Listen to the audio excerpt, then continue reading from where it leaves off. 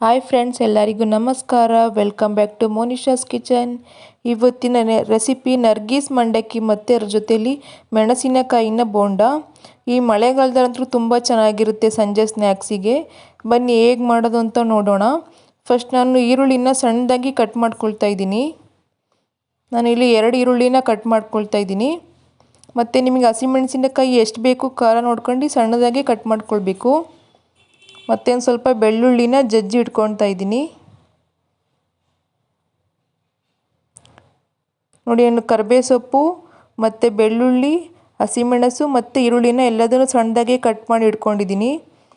Next ಒಂದು ಬಾಣಲಿಲಿ 4 ಸ್ಪೂನಷ್ಟು ಎಣ್ಣೆ, 1 ಸ್ಪೂನಷ್ಟು ಸಾಸಿವೆ, ನಾನಿಲ್ಲಿ 1.5 ಸ್ಪೂನಷ್ಟು ಜೀರಿಗೆ ಹಾಕ್ತಾಯಿದ್ದೀನಿ.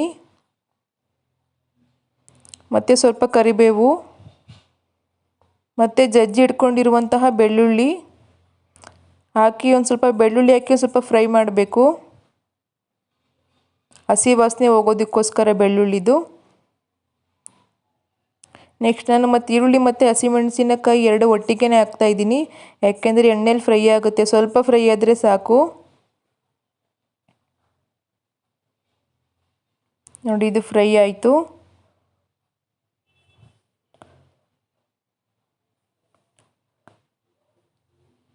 ನಿಮಗೆ ರುಚಿಗೆ ತಕ್ಕಷ್ಟು ಉಪ್ಪು ಮತ್ತು ಅರಿಶಿಣ ಪುಡಿ, 1 ಸ್ಪೂನಷ್ಟು ಅರಿಶಿಣ ಪುಡಿ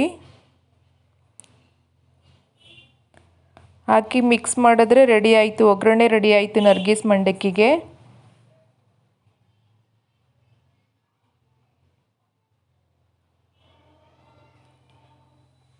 ನೋಡಿ, ಈ ರೀತಿ ರೆಡಿ ಆಯಿತು. ನಾನು ನೆಕ್ಸ್ಟ್ ಅದಕ್ಕೆ ಮಂಡಕ್ಕಿನ ಆ್ಯಡ್ ಮಾಡ್ತಾಯಿದ್ದೀನಿ.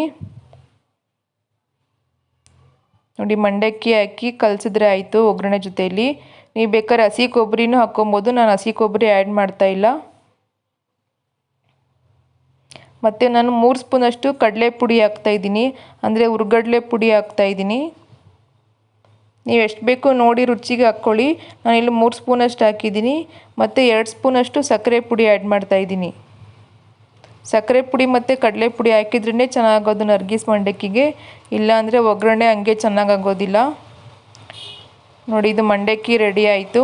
ನೆಕ್ಸ್ಟ್ ಅದ್ರ ಜೊತೆಯಲ್ಲಿ ನಾನು ಮೆಣಸಿನಕಾಯಿನ ಬೋಂಡ ಮಾಡ್ತಾಯಿದ್ದೀನಿ. ಮಂಡಕ್ಕಿ ಬೋಂಡ 2 ಕಾಂಬಿನೇಷನ್ ತುಂಬ ಚೆನ್ನಾಗಿರುತ್ತೆ, ಅದಕ್ಕೋಸ್ಕರ ಮಾಡ್ತಾಯಿದ್ದೀನಿ.